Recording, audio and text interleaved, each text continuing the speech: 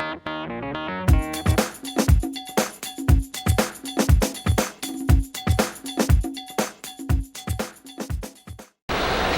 Simon Ditchburn. I'm the Managing Director of the Tudor Group of Companies, and this is The Cube.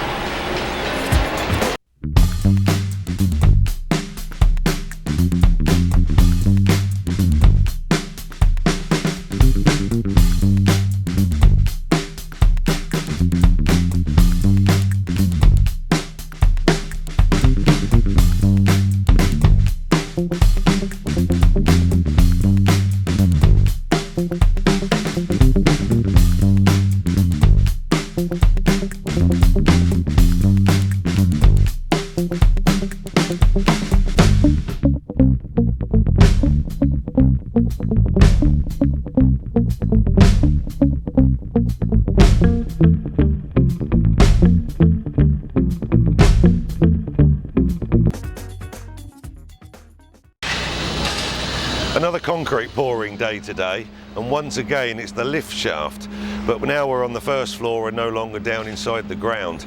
Now, instead of using a concrete pump today, we're just using the bucket on a crane, and I'm just gently going to shuttle that concrete down inside the steel formwork.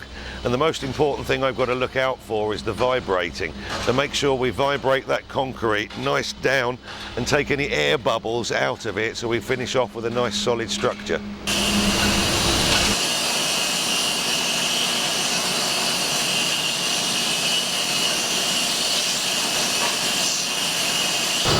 In about 2 days' time, once we've stripped the steel formwork away from the lift, this will be your end result. It's a 15 centimetre thick solid concrete wall, reinforced with 12 and 16 millimetre steel. And the reason why we're building these so thick on both the staircase and the lift is basically this has to do the job of a column. It's actually going to be a supporting wall. Another area we'll be concreting today will be the footings of the retaining wall that you can see here behind me. These are the starts of the columns that will be coming out of those footings to make that retaining wall. Now, you'll notice that the top side of the condo here is actually below ground. So we'll build a wall to hold back the earth, which I will build up to nearly 3 meters high, actually level with the roadside. Now, by doing that, it gives me the advantage of doubling the size of the road in that area and giving me much more comfortable parking space.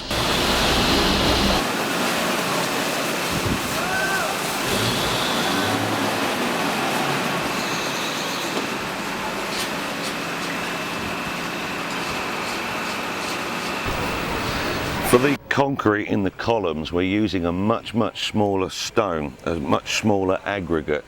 Now, I've got two very good reasons for doing this. One is I need to make sure that the smaller aggregate will actually go between all of the reinforcing steel. I need to make sure that I do that when we vibrate it, all of these stones settle down together and we don't have any air gaps in the middle. It wouldn't be anything worse than using a larger stone. It gets trapped before it can go between the steel, and then you'd have air pockets all over the place. It would make a very weak column. The second reason is when we do vibrate this, because it's a finer stone, it makes a much better finish, a much smoother finish on the actual column. Here's a column that we poured a few days ago. Now, this column, a concrete involved, and all of the columns on that first floor has actually got a waterproof chemical inside it which stops the damp from being able to come up through. These are the real secret behind the construction of the Cube. My finished wall panels that are all done in a factory behind the scenes. When they arrive on the back of a truck, they've already got the insulation sandwiched in between the concrete. My electric and water is already in position. All we have to do is just crane them where they need to go. Right, here we go with a small example of the wall panels actually going into place, and believe it or not, we can build the entire first floor here, all of the lobby, all of the entranceway, in just a single day. It's the future of construction, and it's absolutely amazing, and it's so simple, it's unbelievable. It comes off the back of a truck, it gets stored to one side until we're ready, and then the crane lifts the entire wall and just puts it down in position. Now, the final fixing is done with welding, and we support it into an upright position with props at the front and at the back. Incredible. It's the real future of the construction. Well, the next time round we're going to take you into the factory. We're going to take you behind the scenes. We're going to show you how that is all put together, from the insulation right the way through to the electric and the water, right down to that finished panel that gets delivered here on site. So we'll see you next time.